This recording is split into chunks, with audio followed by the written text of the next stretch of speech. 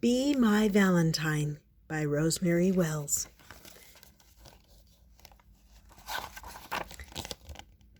This is a Yoko and Friends School Days book. Timothy got on the school bus. He did not sit next to Yoko. Timothy had a secret Valentine for Yoko. He had made it out of red silk and a white lace paper doily with candy hearts. Timothy's mother had wrapped the Valentine carefully. Timothy was afraid Yoko might not like his Valentine best. He was afraid she might hate candy hearts. "Why aren't you sitting next to Yoko?" asked Charles. "Because," said Timothy. "What's that funny-looking thing in your book bag?" asked Charles. "Nothing," said Timothy. "Well, I brought a secret Valentine," said Charles. "You did?" asked Timothy. "Oh, yes," said Charles. "I put red-hot zingers and fruity zappers on my secret Valentine, but she will never guess who it is from." "You must be so scared to tell her," said Timothy. "Oh, yes," said Charles. "Me too," said Timothy. "Who is yours for?" asked Charles. "Yoko," Timothy whispered. "Who is yours for?" "Lily," said Charles.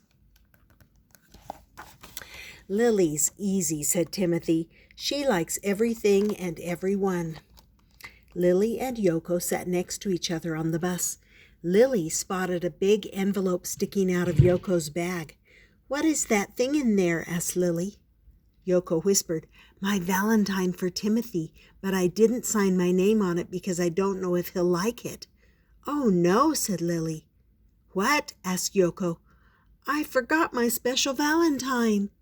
"Who is it for?" asked Yoko. "Charles," whispered Lily. "Don't worry," said Yoko. "We have all morning to make another. Mrs. Jenkins said we could make them in class. You can use some of my special Japanese candy." "We are going to make Valentines this morning, boys and girls," said Mrs. Jenkins. "Be sure you make a Valentine for everyone." "Why is that, boys and girls?" "So everybody is happy," said everyone. "And no one's feelings are hurt," said Mrs. Jenkins. "When we are finished, we will put the Valentines in each person's cubby." Timothy whispered to Charles, "Will you take my Valentine for Yoko so she doesn't see me putting it in her cubby?" "Yes," said Charles. "I'll do the same with your Valentine for Lily," said Timothy.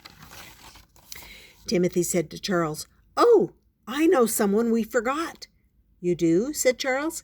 "Yes, we need to make another Valentine right away," said Timothy. Charles and Timothy cut out red paper hearts. They pasted them onto special paper.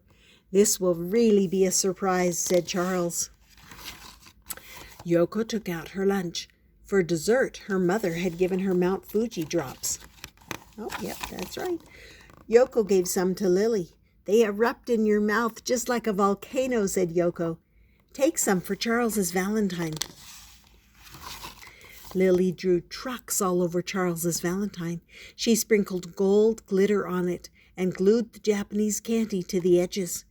"Will you please put the Valentines in the cubbies, Lily?" Yoko asked. "Of course," said Lily. Lily stood in front of the cubbies. "I can't really read yet," she whispered. "I wonder which one says Charles. What letter does Charles begin with? Any one of them could say Charles." Lily looked at all the names on the cubbies. "I think this is the right one." "Yoko, take this," said Charles. "It's super secret." "Oh," said Yoko. She added Mount Fuji drops to the secret Valentine. Lily added some glitter. "This is a wonderful surprise," said Yoko. Charles opened his Valentine. "Trucks and gold glitter," he said. "I love trucks. This must be from Lily." Yoko opened her Valentine. "Oh," she said, "red silk and white lace. How pretty. This must be from Timothy." Timothy opened his Valentine. "An origami paper heart. This must be from Yoko. I'm so happy." Lily opened hers. "Oh, red-hot zingers. I know this must be from Charles," said Lily. "I love trucks," said Charles. "I know," said Lily. "That's why I drew trucks on yours." "And I love candy hearts," said Yoko. "Thank heavens," said Timothy. Lily looked at the card with the red-hot zingers and said, "Zingers are my favorite." "I am so glad," said Charles.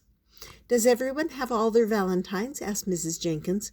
"Yes, Mrs. Jenkins," answered the whole class. "That's strange. There's one valentine here," said Mrs. Jenkins. "There's no name on it." "Open it," said the class. So Mrs. Jenkins opened it. "Why, it's for me," said Mrs. Jenkins. "Origami paper, Mount Fuji drops, candy hearts, and glitter. All my favorite things," said Mrs. Jenkins. "Happy Valentine's Day, Mrs. Jenkins," said the class. "And happy Valentine's Day to you," said Mrs. Jenkins. On the school bus home, Timothy sat next to Yoko. Timothy took off his sweater. "You have pinned my origami heart to your pocket," said Yoko. "It is the most beautiful heart I have ever seen," said Timothy. "Timothy, you didn't have to worry," said Yoko. "No matter what kind of candy you glued on, it's the thought behind the valentine that counts. Would you like a Mount Fuji drop?" "I'll trade you for a candy heart," said Timothy.